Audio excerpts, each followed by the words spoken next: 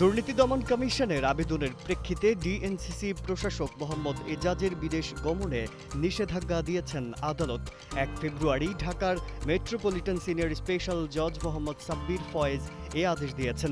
দুদকের প্রসিকিউটর দেলোয়ার জাহান রুমি বিষয়টি নিশ্চিত করেন। ক্ষমতার অপব্যবহার করে অনিয়ম, দুর্নীতি ও ঘুষ গ্রহণের একাধিক অভিযোগে মোহাম্মদ এজাজের বিরুদ্ধে অনুসন্ধান চলমান। দুর্নীতি দমন কমিশন আইন 2004-এর 22 ধারা এবং দুর্নীতি দমন কমিশন বিধিমালা 2007-এর 8 বিধিসহ ফৌজদারি কার্যবিধির 160 ধারা মতে নোটিশ দেওয়া হলেও দুদক কার্যালয়ে মোহাম্মদ এজাজ হাজির হননি। ফলে সুষ্ঠু তদন্তের স্বার্থে এই নিষেধাজ্ঞা দেওয়া প্রয়োজন বলে উল্লেখ করে দুদক।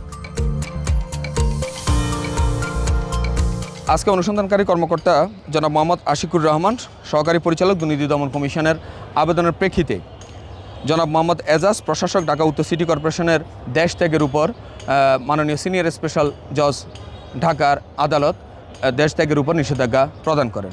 দেশের মানুষের দৃষ্টিশক্তিকে সুরক্ষিত রাখার প্রত্যয় নিয়ে এলো সেফ এলইডি লাইট। যিনি অনুসন্ধানকারী কর্মকর্তা, তার আবেদনে তিনি উল্লেখ করেন যে জনাব মোহাম্মদ এজাজ, প্রশাসক, ঢাকা উত্তর সিটি কর্পোরেশনের বিরুদ্ধে ক্ষমতার অপব্যবহারপূর্বক নানাবিধ অনিয়ম, দুর্নীতি এবং ঘুষ গ্রহণের অভিযোগে আপনার হলো যে অনুসন্ধান টিম, সেখানে আপনার তাকে উপস্থিত হওয়ার জন্য নোটিশ প্রদান করা হয় সংশ্লিষ্ট আইনের বিধান অনুযায়ী। বাট তিনি বিদ্যাঙ্গুলি দেখিয়ে সেখানে উপস্থিত হননি। তার বিরুদ্ধে বিশেষ করে হলো ঢাকা উত্তর সিটি কর্পোরেশনের অধীনস্থ মিরপুর গাবতলী পশুরহাট ইজারা, ই রিক্সা প্রকল্প, বোরাক টাওয়ার বা হোটেল শেরাটন দখলবার, তারপর হলো বনানী কাঁচা বাজারের দোকান বরাদ্দ, খিলগা তালতলা সুপারমার্কেটের পার্কিং স্থানে দোকান নির্মাণ এবং বরাদ্দ, সিটি কর্পোরেশনের ভ্যান সার্ভিস, ফুটপাতে দোকান বরাদ্দ ও ঢাকা উত্তর সিটি কর্পোরেশনের স্বার্থ সংশ্লিষ্ট অন্যান্য নানাবিধ বিষয়ে তার বিরুদ্ধে দুর্নীতি এবং ঘুষ গ্রহণের অভিযোগ রয়েছে। সেটা অনুসন্ধান চলছে।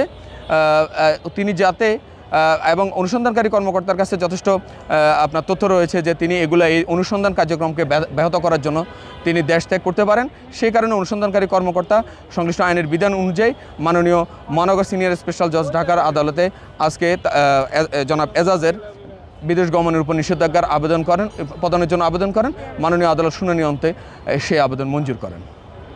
দেশ থেকে যে নিষেধাজ্ঞা, সেই নিষেধাজ্ঞার মাননীয় আদালতের যে আদেশ, সেটা ইমিগ্রেশন এসএস বরাবর প্রেরণ করা হবে।